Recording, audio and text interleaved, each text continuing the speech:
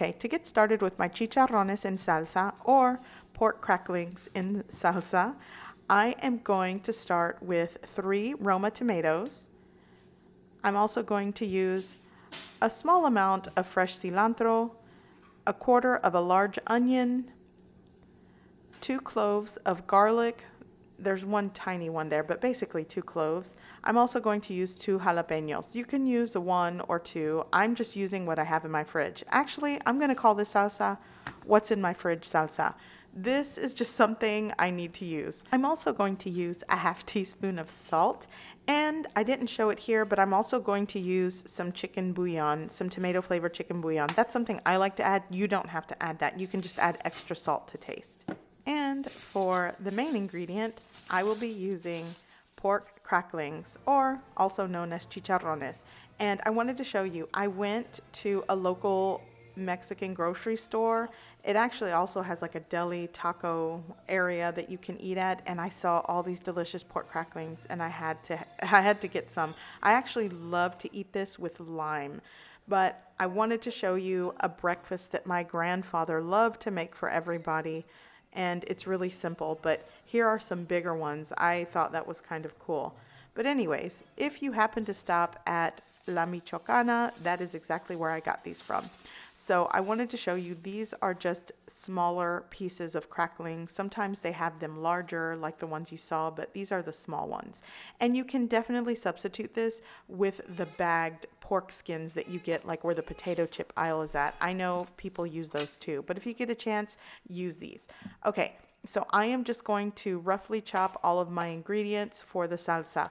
By the way, if you want to use maybe 4 or 5 tomatoes, Roma tomatoes in this, it would definitely make a redder salsa, like a salsa rojo.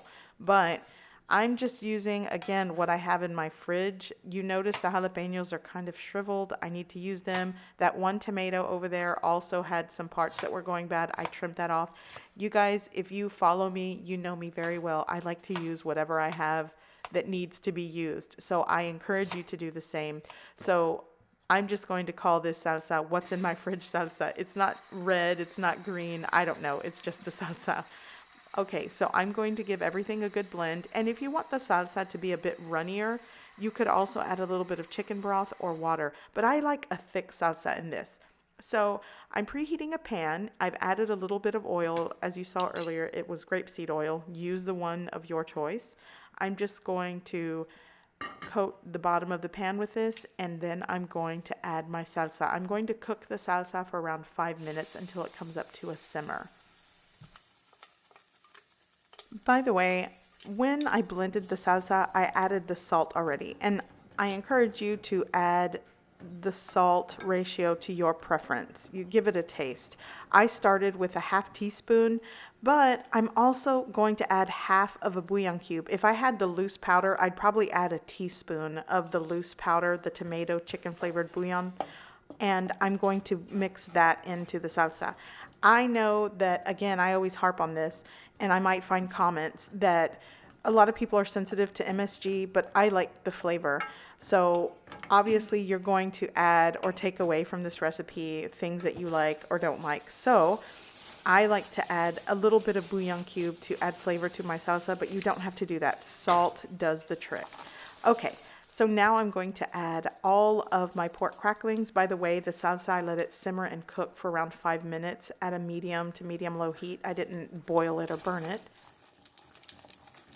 And now I'm just going to mix everything in, and this is done.